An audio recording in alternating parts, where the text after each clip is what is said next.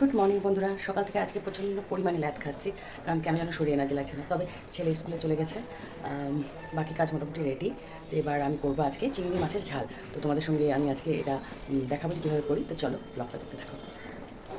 তো আমার তেল দেখো কড়াই গরম হয়ে গেছে। এবার আমি কড়াই তেল দিয়ে দিয়েছি, আর এখানে চিংড়ি মাছ নিয়ে নিয়েছি। দেখো চিংড়ি মাছগুলো বড় বড় গলদা চিংড়ি, হলুদ লবণ মাখানো হয়ে গেছে। আর এখানে আমি আদা রসুন পেস্ট করে রেখেছি।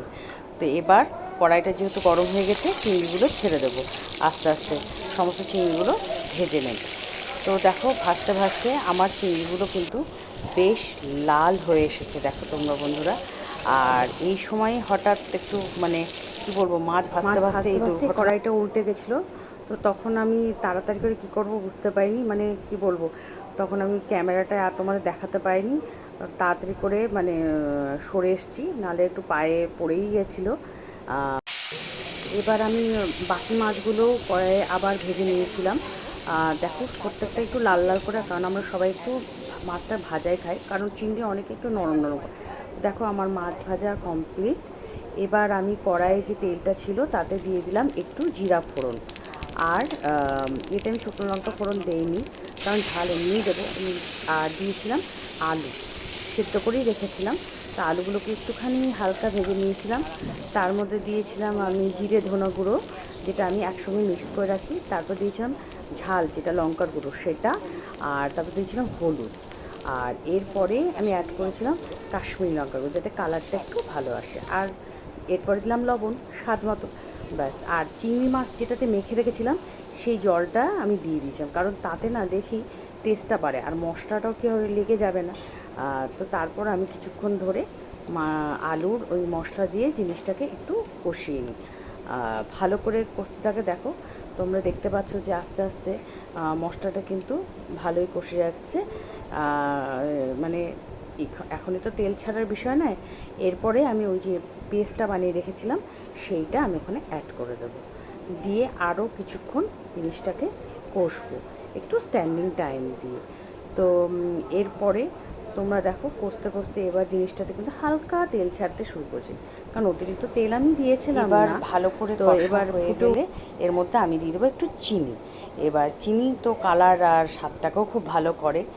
এরপর সেটা দিয়েও আরেকটু আমি কষে নেব। নিয়ে আমি তো এতে কোনো জল ব্যবহার করব না, কারণ আমার কাছে নারকেল ছিল না বন্ধুরা, তাই ভাবলাম একটু অন্যরকম করে করা যাক। তাই জন্যে আমি 1 বাটি দুধ এর মধ্যে অ্যাড করে দেবো। এর মধ্যে জল দেওয়ার কোনো ব্যাপার নেই, শুধু মশলার যেটা আমি বলেছিলাম মাছ ধোয়া জলটা, ওটা কিন্তু একটা টেস্ট আসে। তো এবার ভালো করে এই যে দেখো আর একটু ফুটবে, দুধ দেওয়াতে কালারটা একটু অন্যরকম এসছে, ক্যামেরায় অন্যরকম লাগছিল। তো এরপরে আমি ভাজা মাছগুলোকে এবার দেখো এই যে ঝোল ফুটে উঠেছে আর তেলও ছেড়ে দিয়েছে। আর এবার আমি চিংড়ি মাছ যেগুলো ভেজে রেখেছিলাম ওগুলোকে আমি অ্যাড করে দেবো, কারণ একটু না ফুটলে আবার ভালো লাগবে না, রসগুলো তো ঢুকতে হবে, তাই জন্যে আমি অ্যাড করে দিলাম।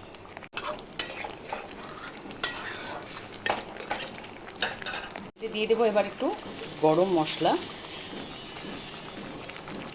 আর তার সঙ্গে অ্যাড করবো একটু ঘি, একদম সামান্য।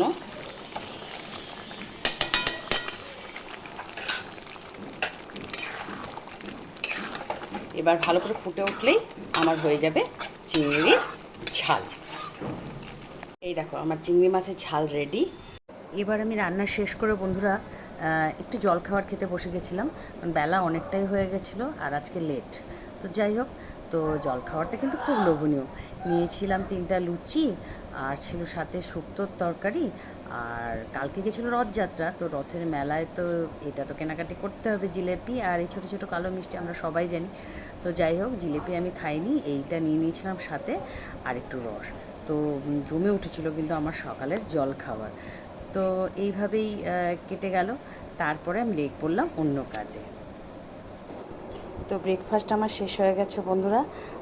এবার তো আরও অন্য যেগুলো কাজ আছে সেগুলো শেষ করব। তো তোমাদের কেমন লাগলো আমার আজকে ছোট্ট ব্লগটা অবশ্যই বলো, আর আমাকে একটু প্লিজ সাপোর্ট করো বন্ধুরা, আমার পাশে থেকো। তো চলো আজকে ছোট্ট ব্লগটাতে টাটা।